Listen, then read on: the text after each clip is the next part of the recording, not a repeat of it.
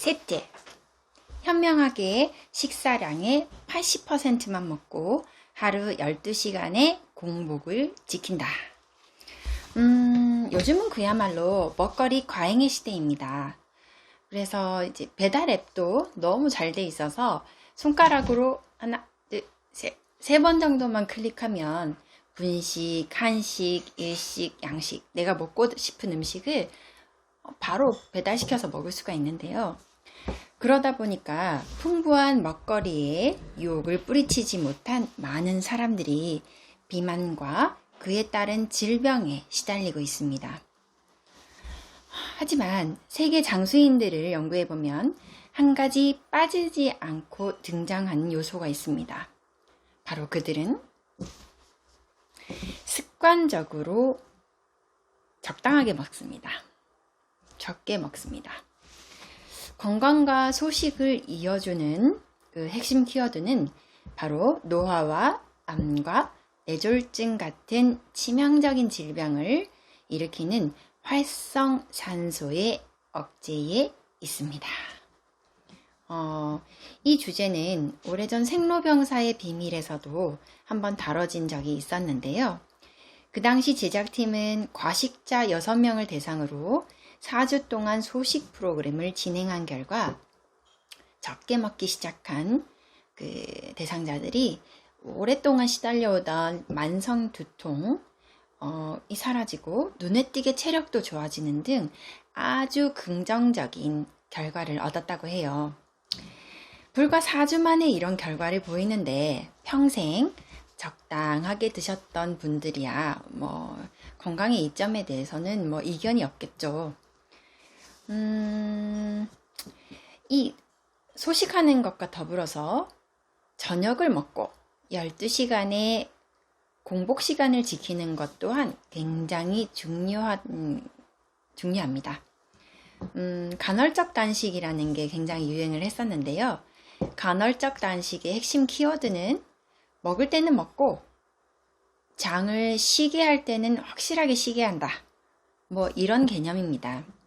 근데 오늘 저는 간헐적 단식에 대해서 얘기하고자 하는 것이 아니라 이 12시간 공복 시간 동안 우리 몸에서는 장에게 휴식 시간을 줍니다. 여기서 장이란 위장과 소장과 대장, 즉 우리가 입으로 음식을 먹죠? 그게 이제 위장에서 소화 효소들과 섞여서 소화가 돼야 되겠죠? 그것들이 소장을 거쳐 대장을 거쳐 영양분들이 다 흡수가 되고 나머지 찌꺼기를 모아서 그 대변으로 배출이 됩니다. 그런데 공장에 일거리를 주면 밤을 새워서라도 그 공장은 가동되게 되어 있습니다. 우리 몸에 음식이라는 우리 위장에 음식이라는 일거리를 턱하니 그것도 야간에 던져주게 되면 위장은 좀 쉬어야 되는데 쉬지 못하고 계속 일을 하게 되어 있습니다. 그러다 보면 어떤 현상이 벌어지냐면 쉬지 못한 위장, 보통 우리가 8시간 마지막 음식을 먹고 8시간 정도가 지나야 그것이 최종 분해되어서 겨우겨우 우리 장들이 좀 쉬기 시작합니다. 그런데 8시간이 채 되지 못해서 끊임없이 다시 음식을 넣어주면 어떻게 될까요? 우리 장은 너무 피곤해서 아마 나중에 파업을 선언하게 될지도 모릅니다. 쉬는 4시간 동안도 결코 이제 쉬는 시간은 아닙니다. 그 4시간 동안 몸에 쌓여있는 독소를 해독하는 작용들이 일어납니다. 정말 핵심적으로 중요한 작용들이죠. 그때 그 불필요하게 쌓여있던 지방들도 분해되기 시작하고요. 자, 12시간 동안의 공복시간, 이 방송을 들으시는 분들 조금 힘드시더라도 야식의 유혹 뿌리치시고 우리 장에게 휴식 시간을 주도록 합시다. 마지막, 4번째, 건강하게 나이 드는 사람들의 4번째 습관은 뭘까요? 바로 효소와 유산균을 먹는 것입니다. 주기적으로. 효소와 유산균의 중요성을 설명하기 위해 다시 장수촌으로 돌아가 볼까요? 장수촌 식습관을 들여다보면 반드시 빠지지 않고 등장하는 것이 한 가지 있습니다. 바로 요거트와 같은 발효 음식인데요. 우리나라 대표 발효 음식이 어떤 것이 있죠? 네, 맞습니다. 김치가 있죠. 그리고 된장도 대표적인 발효 음식입니다. 죽음의 80%는 대장에서 시작된다는 말 혹시 들어보신 적 있으신가요? 없으시다고요? 장 건강의 중요성을 강조한 말인데요. 우리의 장 속에는 정말 수백 가지의 수조 개의 박테리아가 살고 있습니다. 이 중 우리 몸에 유익한 박테리아균이 80%, 해로운 균이 한 20% 정도 살고 있는 것이 가장 이상적인 수치라고 해요. 이를 유지하기 위해서 유산균과 같은 유익균을 주기적으로 먹어주는 것만큼 유익균이 들어가서 잘 적응하고 이렇게 힘을 쓸 수 있도록 도와주는 작업이 필요합니다. 이 식물성 식품 위주의 다양한 식단 섭취, 식이섬유 섭취, 인공감미료 섭취 줄이기, 통곡물 섭취, 폴리페놀이 풍부한 식품 섭취가 바로 이 밑작업에 해당됩니다.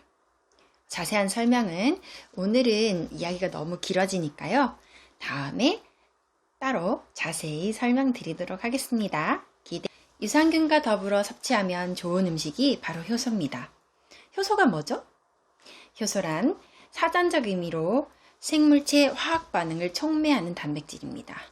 촉매란 말은 쉽게 설명하면 어떤 화학 반응을 일어나기 쉽게 만들어주는 매개 물질을 하는 것인데요. 너무 어렵습니다. 쉽게 설명하면 효소가 풍부한 음식을 먹으면 소화가 잘 됩니다.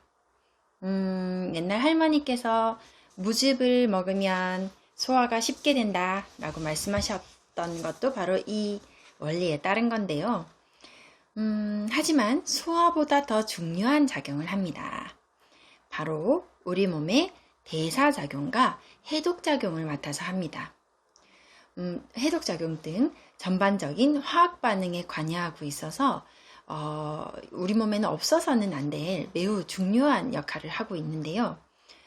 효소만 주구장창 연구하신 한 박사님은 사람이 태어날 때 평생 쓸 효소를 다 가지고 태어난다고 해요. 이만큼의 효소를 가지고 있다면 우리가 일생 동안 나누어서 조금씩 쓰고 있는데 큰 병에 걸린다거나 아니면 오랫동안 항생제 같은 약들을 복용한다던가 큰 스트레스를 받았다던가 하는 그 이벤트를 겪고 나면 그 효소를 조금씩 쓰고 있던 걸 왕창 드러내서 다 써버리는 것과 같다고 해요. 그래서 크게 앓고 난 후에는 그 소화가 덜 된다거나 아니면 나이가 들수록 점점 그 소화가 덜 되는 것도 바로 이런 원리로 이해할 수 있겠죠? 효소는 생야채, 유산균에 풍부하다고 합니다. 굳이 효소 제품을 사 먹지 않더라도 앞서 제가 소개드린 유산균, 발효식품, 그리고 통곡물, 여러 가지 색깔의 야채와 과일들을 잘 드시고 또 공복 시간 지키시고 하시면 자연스럽게 그 효소가 풍부한 생활을 하실 수 있게 되는 겁니다. 오늘은 시간 관계상 여기에서 제 시간을 마치고자 하는데요. 지금까지 시청해 주셔서 감사하고요. 여러분의 구독, 좋아요, 알림 설정은 사랑입니다. 다음에 뵐게요. 감사합니다. 아참, 그리고 앞서 제가 찍은 영상을 보고 주변 제 지인께서 너무 재미없다고 말씀을 하셔가지고 약간은 더 재미있게 하려고 노력을 했는데 아직도 갈 길이 먼 것 같아요. 제 천성이 막 재미있고 막 그런 스타일이 아니라서. 하지만 앞으로 좀 더 통통 튀는 강의를 하도록 노력할 테니 여러분 기억해 봐주세요. 감사합니다.